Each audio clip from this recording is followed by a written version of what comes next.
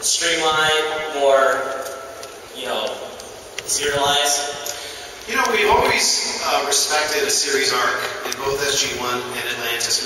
We've always tried to acknowledge what came before and never reset back to zero in an episode so that we didn't undo things, except the sarcophagus. But we wanted always the casual viewer, the occasional viewer, to be able to access the show. It's difficult when you get too serialized, because I love some television shows, and if you miss, because you live your life, you're busy, you miss a couple of episodes, you turn it on and you go, what the hell is going on? We don't want that to happen in SGU. There's no question that it does have a broader, more continuing storyline. However, it will reward any viewer though that just turns on episode 5. But please start from 1.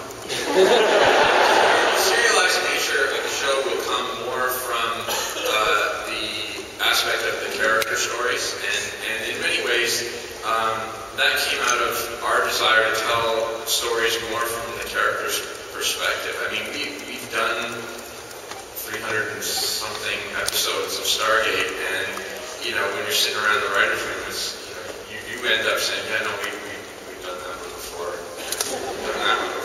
But what's new and what's fresh is seeing certain experiences from these characters' points of view, and that's how we've approached this show. And so in many ways, the serialization is going to come from what's happening to them on a week-to-week basis. Hopefully, what will keep you coming back as a viewer is saying, well, I can't wait to see what Dr. Rush does this week, as opposed to what the specific adventures. And the other fun thing about these characters is that not all these folks, in fact, none of these folks are supposed to be where they are in the series. They were supposed to be evacuating back to Earth, as you got hints of in the trailer. So that's enabled us to put characters together in a Stargate milieu that wouldn't, in any normal circumstance, be on another planet or on another part of the universe.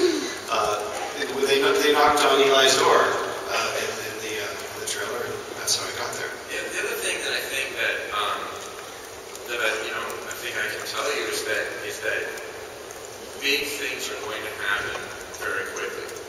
That in terms of what happens and what unfolds in the show, even the first 10 episodes, Brad and I are not big fans of shows that sort of have one little story that they're going to try and stretch out over 7 seasons. And so you're going to find that, if you do skip an episode, you might miss something huge, that there will be major revelations in terms of what's going on with these characters and the storylines.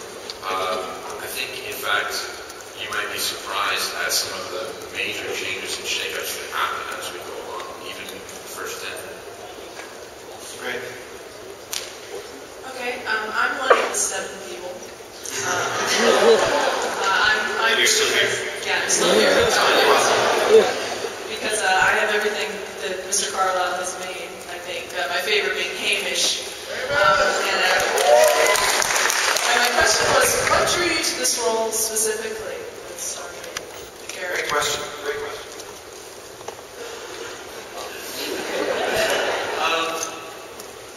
Well, I guess it's just a part of my personal story. Last year, in the summertime, I sort of went to Los Angeles and I was kind of looking for something different. To be honest with you, I was looking to do something different.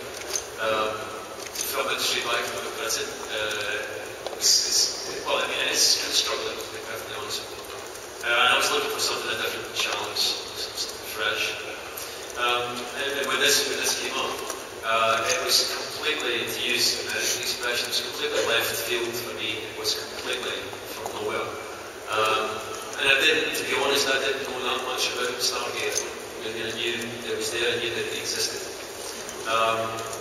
But through chatting with Robert and Brian, it was obvious that what they were, as Robert had said earlier, my first reaction was, why in the hell do you want me to do this?